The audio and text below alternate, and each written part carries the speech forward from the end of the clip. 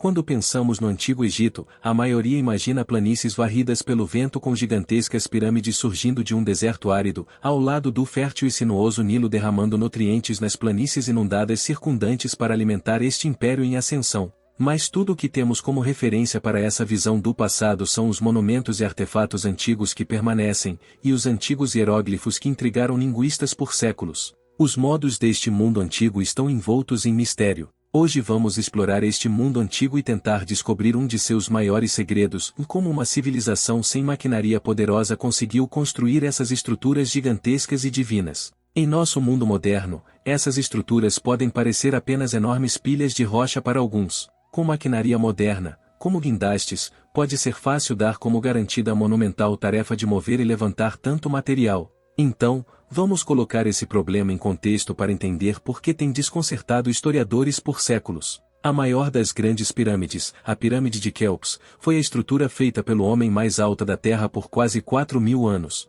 A Pirâmide de Quéops contém mais de 2,3 milhões de blocos de calcário, cada um pesando em média 2,5 toneladas, que formam a estrutura interior da pirâmide, e mais 200.000 blocos foram usados para o revestimento de pedra branca lisa, que agora só existe na parte superior. Mas as pirâmides não são simplesmente enormes pilhas de calcário organizadas de forma bonita. A Pirâmide de Quéops, incrivelmente, contém câmaras interiores maciças, como a Câmara do Rei, que é sustentada por enormes vigas de granito, sendo a mais pesada com cerca de 40 toneladas, equivalente ao peso máximo permitido de um caminhão articulado totalmente carregado. Essas pedras estão localizadas entre 43 metros e 65 metros de altura na pirâmide. Apenas transportar as pedras maciças para o local das pedreiras foi uma empreitada colossal. Mas outras civilizações que antecedem os egípcios também realizaram feitos semelhantes, como Stonehenge, ou até mesmo construções mais antigas como Newgrange na Irlanda. O calcário para as pirâmides foi extraído nas proximidades,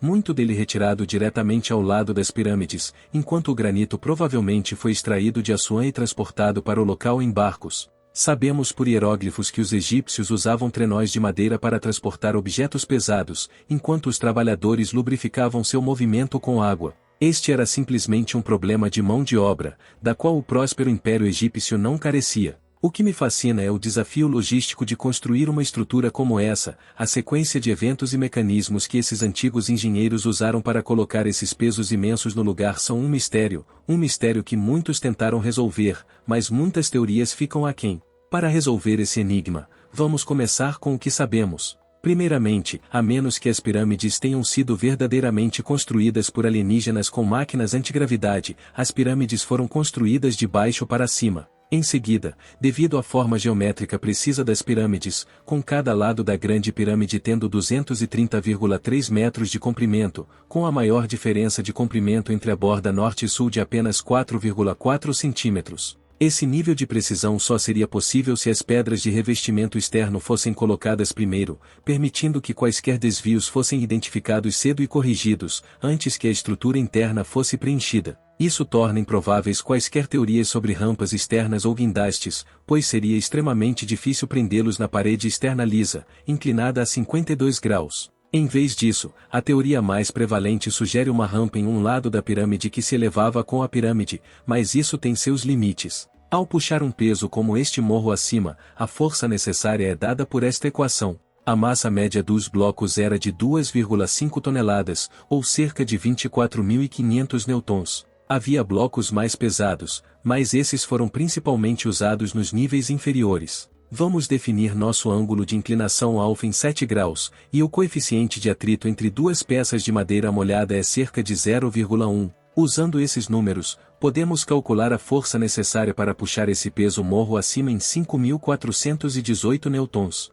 As diretrizes modernas de segurança dizem que o máximo que qualquer trabalhador deve puxar é 225 newtons, mas como esta é uma tarefa prolongada e parar não é uma opção, a maioria calcula que cada trabalhador puxe no máximo 150 newtons, ou cerca de 15,3 kg. Isso significa que precisaríamos de cerca de 36 trabalhadores para transportar esse peso. Essa cifra é razoável, mas para cada grau adicional de inclinação, pelo menos mais 3 trabalhadores seriam necessários, o que logo se tornaria extremamente impraticável. A outra opção, de simplesmente alongar a rampa e manter o ângulo, é completamente inviável, pois a construção da rampa seria um projeto maior do que a própria Grande Pirâmide. Como em qualquer projeto moderno de construção, essas são todas questões que os egípcios teriam que superar. Essa é a essência da engenharia, de tentar resolver problemas com as ferramentas disponíveis, e agora temos que reverter esse problema sem saber exatamente quais ferramentas os egípcios tinham. Uma das teorias mais convincentes que vi, do arquiteto francês Jean-Pierre Houdin,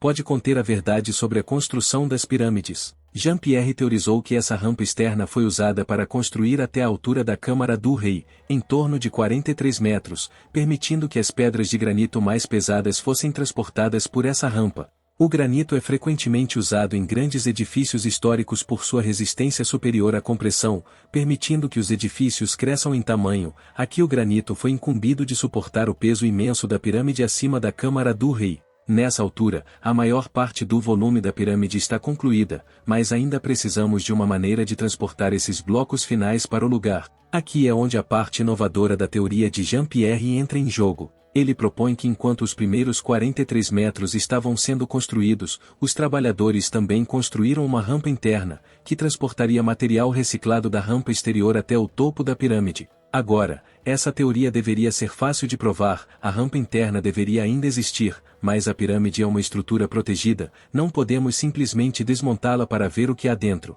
Mas temos ferramentas que podem investigar a estrutura interna sem danificá-la. Uma equipe usou microgravimetria em 1986 para medir a densidade de diferentes seções da pirâmide. Essa pesquisa produziu esta imagem, mostrando um padrão estranho onde o verde indica menor densidade, o que corresponde de perto ao padrão da rampa interna prevista por Jean-Pierre. Eu acredito que esta seja a teoria mais convincente até o momento, mas ainda não foi confirmada ou refutada. O grande mistério da construção das pirâmides pode permanecer um mistério para sempre.